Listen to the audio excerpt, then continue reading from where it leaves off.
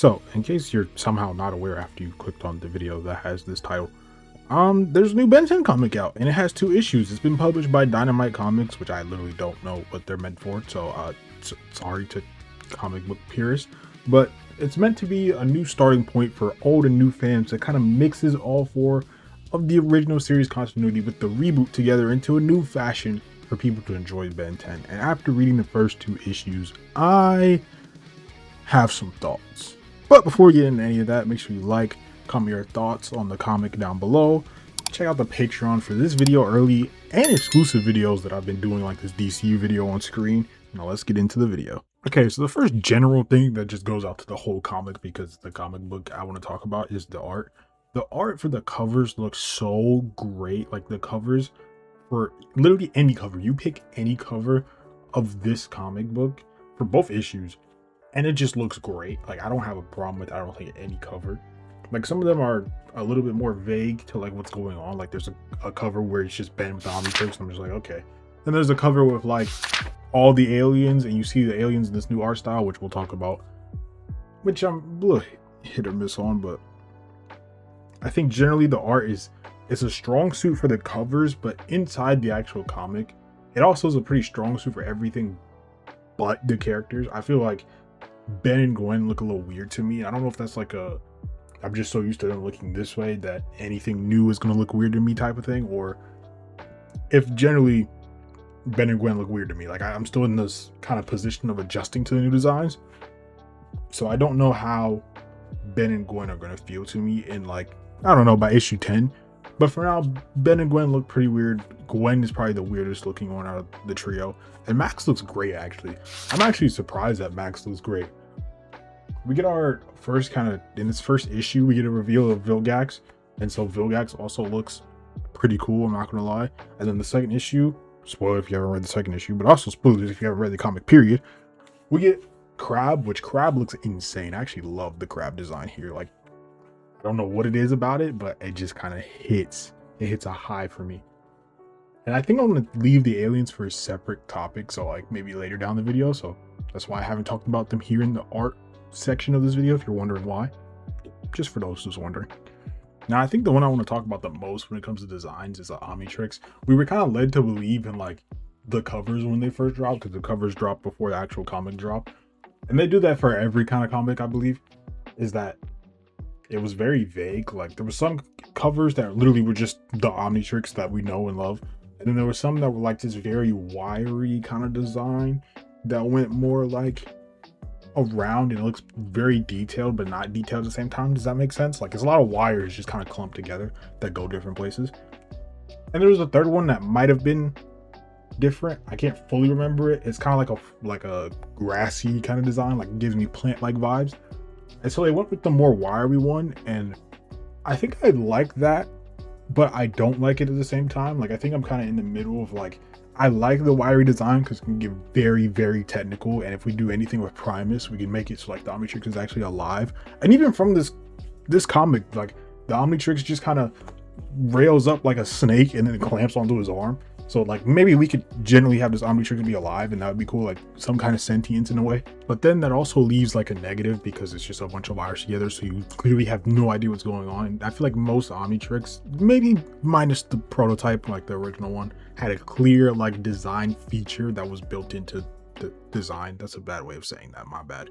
But you should get the point. Like every Omnitrix looked a certain way because it had certain features that kind of went along with the way it looked. And so this one being just a bunch of wires clamped together is both a positive for like the possible sentience, but also a negative because you have no idea where it could go. So the next thing I want to talk about when it comes to these books is kind of a mixture of like 2 things. It's the pacing / the story.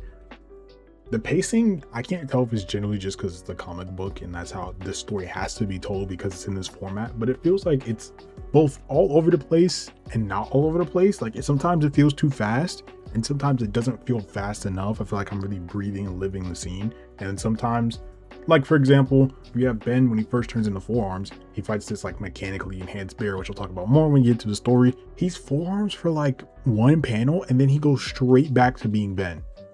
And I can't tell if that's like they're trying to tell me something new with this Omnitrix, or if that's like yeah, we have to rush this because the comic books, we can only have this in one panel and that's all the fight scenes you're going to get. And so it's kind of like just bothering me a bit when I read it. It's not a major negative, but it is there, and I do want to talk about it just for the sake of this video. Now for the story, I did a very light review on Patreon, so if you want to go see that, the link will be in the description for anybody that wants to see that light review of both the issues and the Patreon. But the story was prefaced to us as like this amalgamation of all the series that came before, as a new viewing for anybody that wants to experience Ben 10, but also as a way to like kind of hype up and make older fans happy. And so far, it's kind of been feeling like that. Like, we have this robotic bear that was kind of in the reboot. And then we have Vilgax, who was literally in Classic. It kind of starts kind of like Classic did too, where the Omnitrix falls down when we start the series. And so that's fun. But then they also add a layer to it when it comes to like the military. They're very involved when I feel like they were not that much involved in the Ben 10 stories, if any.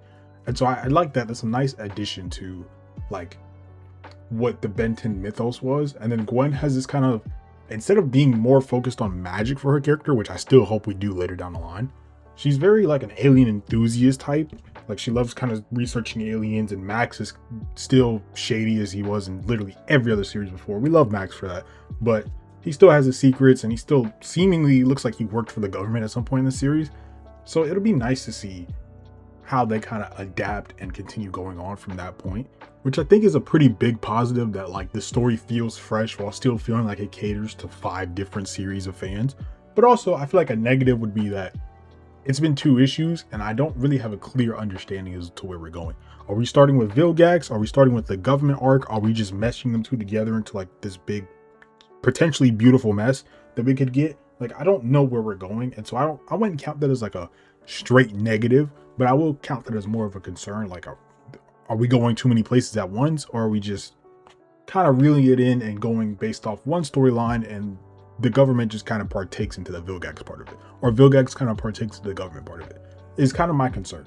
But either way, I still do love these first 2 issues. The first one more than I like the second one, but that's just because the second one didn't really give me much to think about or talk about when it comes to it, besides like we get to see all the aliens and stuff. We saw some of the aliens in the first one. It was Forearms and Heat Blast, but the second one we saw pretty much every single alien, and so I do like that about the second one.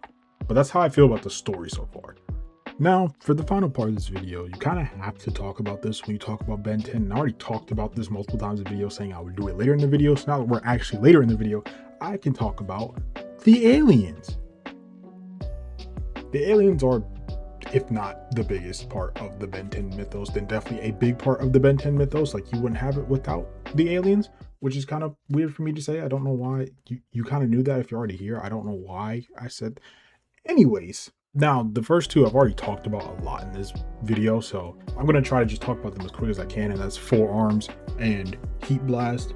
Forearms with the gloves was all I needed. There's some where he has the scarf, and I like the scarf. It would have been a crazy cool adjustment. And if they do like some winter based stuff where he has the scarf and only the snow or like winter, that'd be so clean. But the gloves are all I needed. He looks so great. I don't need any more design changes based off just this. He looks amazing. And then Heat Blast as well. Like, they moved the rocks, almost at the magma. I mean, I guess it is technically magma, but they moved the rocks to like his hands, so it looks like gloves, and more so his legs instead of like his arms and his middle part, so it doesn't all connect. It's kind of all just flowing lava, which I like more than your average Heat Blast design. Sometimes it's like a little too much rocks, like they look like shoulder pads, and so this is a nice change.